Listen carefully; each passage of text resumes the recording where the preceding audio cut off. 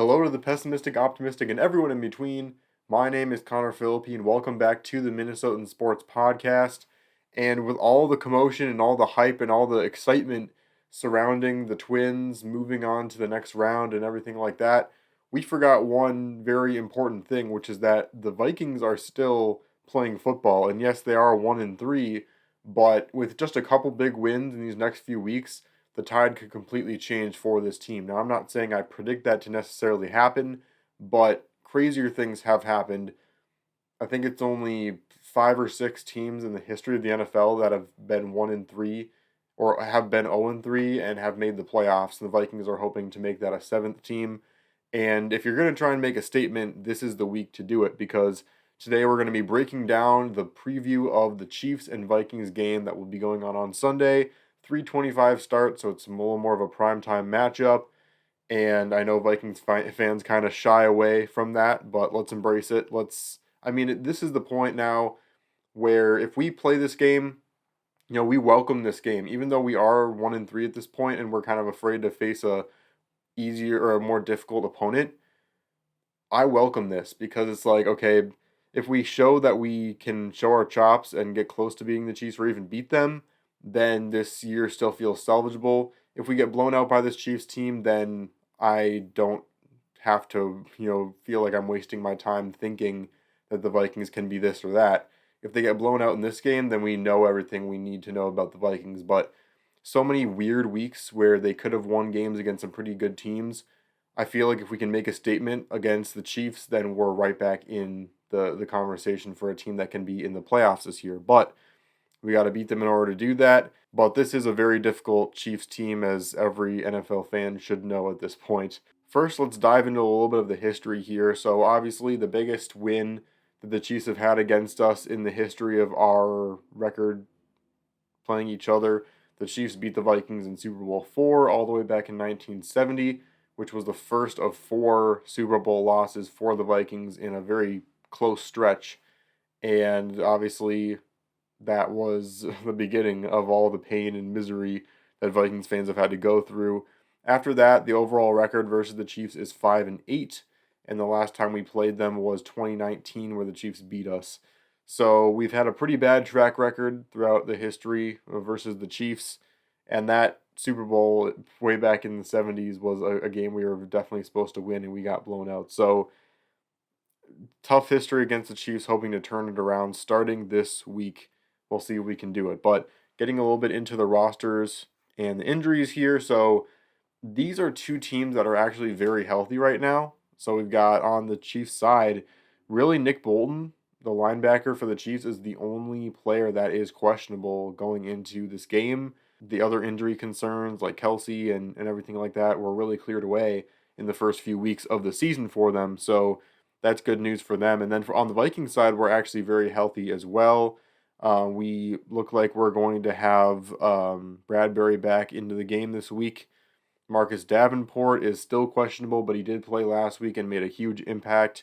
Brian Asamoah, the linebacker, is questionable. He would be a big concern if he missed the game because we need his speed versus the Chiefs.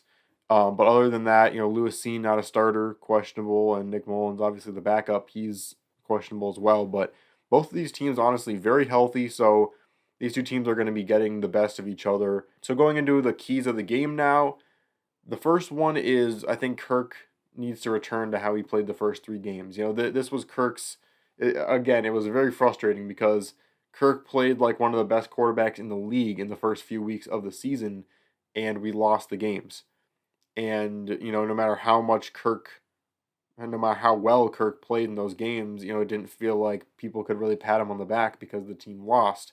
And now Kirk played one of the worst games he's played in the last couple of years, where he only threw for 100, he threw for less than 150 yards and gave up 2 interceptions, and the Vikings won the game. So now I feel like the defense from last week, as well as Kirk's performance the first 3 weeks of the season, need to kind of coalesce here, and we need to get the best of both worlds, offensively and defensively. If the defense can play as well versus the Chiefs as they did against the Panthers, and then Kirk can play like he did the first few weeks of the season, this could be a very dangerous team against the Chiefs. Obviously, though, it's hard to have everything clicking all in one rhythm, and the Vikings haven't done that so far this season. So that's going to be a major factor right out of the gate. Number two, it's been the same story week after week. We have to win the turnover battle versus the Chiefs. We didn't win the turnover battle versus the Panthers, but it was just that one big turnover for the Vikings ended up being a big payout because it was a scoop and score for a touchdown. So in a way, it felt like we won the turnover battle, even though we really didn't. The Vikings gave up the ball more than the Panthers did, and I don't anticipate the Vikings getting a pick six or fumble recovery for a touchdown against the Chiefs. So I think we need to win that turnover battle and take advantage of every single mistake the Chiefs make. The Chiefs are a very good football team, but guess what? They make mistakes. Every single NFL team in history has made mistakes. There's no flawless team in NFL history. So as good as the Chiefs are, they will make some mistakes in this game. We need to pounce on those and then also make sure we don't make too many mistakes of our own. If we can play a really tight football game and force them to make the mistakes, then that will do dividends for us. And I think a lot of that is going to have to do with the next key to the game, which is we have to get to Mahomes. This is a defense that has rushed more than any other team in the NFL, and we just can't get to the quarterback enough to get them uncomfortable, to get them throwing balls away. And that is just a really debilitating thing for a defense to do when you give the quarterback that much time to throw. If you give the quarterback as much time to throw as you would if you're not rushing, it does you no good, and also it leaves more players open down the field. I mean, this is not exactly rocket science, but it's a big factor for this Brian Flores defense because these rushes and these very rush heavy approaches could end up being a big factor for us if we can just find a way to get to the quarterback because it's put up a lot of pressure at the beginning of the season and it's made our defense better. But imagine how much of a leap we can take if we can just actually get to the QB. And this week, it's got to be better because, especially against Patrick Mahomes and Travis Kelce, that combination, there's going to be way too many plays on third down and manageable where if we rush the passer and we give Mahomes even a few seconds to throw, he's going to just easily find Kelce across the field. I mean, I see Kelce being a big factor in this game unless we can get to Mahomes quick enough where he doesn't have time to look for him. In which case, if he's trying to throw the ball down the field to some of these inexperienced wide receivers in moments where he's desperate, that's where we're going to be able to pounce on some of those mistakes.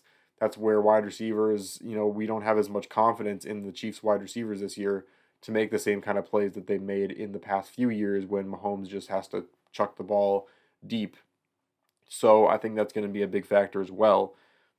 Another factor, Dalton Reisner was a pretty big factor in protecting Kirk last week. He honestly was also much better in the run game than people expected he would be. And maybe it's just the one game, but he's going to be a big factor again. That needs to keep happening against Chris Jones and co, this week. I think that the Chiefs defense is not a top defense in the league, but they're definitely overlooked in the sense that they can get good pressure, they can stop the run well, and so the Vikings need to be on their A game. They can't just say, "Oh well, this isn't a top five or even top 10 defense. We can just run the ball really really well against them." And I mean, it's just a mindset where you have to treat both sides of this team like they're equal, and it's hard to do because the offense is so good, but it's what the Vikings have to do, and this offensive line is once again going to be a huge factor against a very good defensive line for the Chiefs. And if you can handle the defensive line, the secondary really isn't great for the Chiefs, and so that's going to be the matchup to look for with Justin Jefferson and Hawkinson and Addison and all the weapons the Vikings have. We got to get them open. We got to be scoring because this might be a much more scoring heavy matchup than last week against Carolina. And then finally, the last factor for this game, we need to get ahead early and we need to run the ball well. Last week, Alexander Mattison ran the ball for 95 yards, proving people wrong, And a big factor of it was, guess what? The offensive line actually blocked for the run. I mean, I'm not saying that I wasn't critical of Madison the first few weeks. I was part of the group of people saying, we got to figure this out. Madison's not running the ball well. But I was also part of the factor of we can't bench Madison because it's clear he's not the only issue. And I believe that Madison could run the ball better if he had any hole to run through because he was getting stuffed every single play because the offensive line couldn't block. Last week they blocked so much better, and Madison got 95 yards out of it. And obviously, it was a big factor that they were playing from with the lead in pretty much the entire fourth quarter. And so I think that's going to be a big factor as well for us. Can we get ahead early versus the Chiefs? Establish the run. I mean, the play action is not working nearly as well this year as it has in previous years. Kirk Cousins feeds off of that. It's his bread and butter.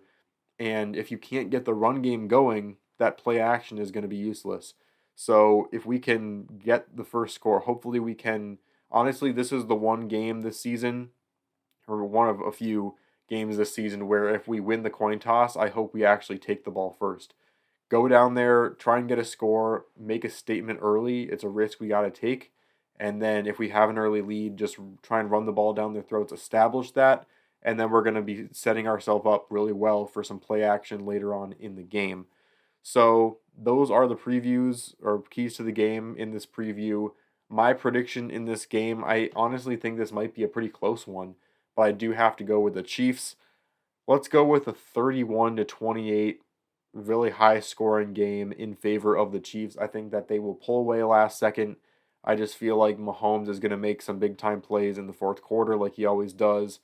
And I don't feel good with our pass rush with Kelsey being a factor. I mean, if Kelsey even has a few seconds to get open, they're going to find that connection. So if we can get to him like we got to Bryce last week, that's great. But Bryce is also a first year quarterback who has not been playing well so far in his rookie year. And Patrick Mahomes is the most gifted quarterback we've ever seen in the history of this league. So it's a huge difference, but he still doesn't have a lot of wide receivers. If we can find a way to take Kelsey away and get to him quick, this is doable. So, anyway, let me know what you think in the comments for the predictions for this game. This could be a complete tide turner in our season. It could also put us at 1-4 and put us at serious risk of falling out of contention for the playoffs earlier in our season, especially with we should have pretty easy win the week after, but then we face the 49ers on Monday Night Football right after that. So easily could go 2-5 if we lose this week against the Chiefs. So anyway, it's getting down to crunch time for the Vikings, but this is the opportunity to prove that, hey, we had a rough first few weeks, but we can turn it around. So thanks again so much for watching. Let me know what you think in the comments. I'll do a raw reaction again at around 6 o'clock on Sunday, and I'll see you on the flip side.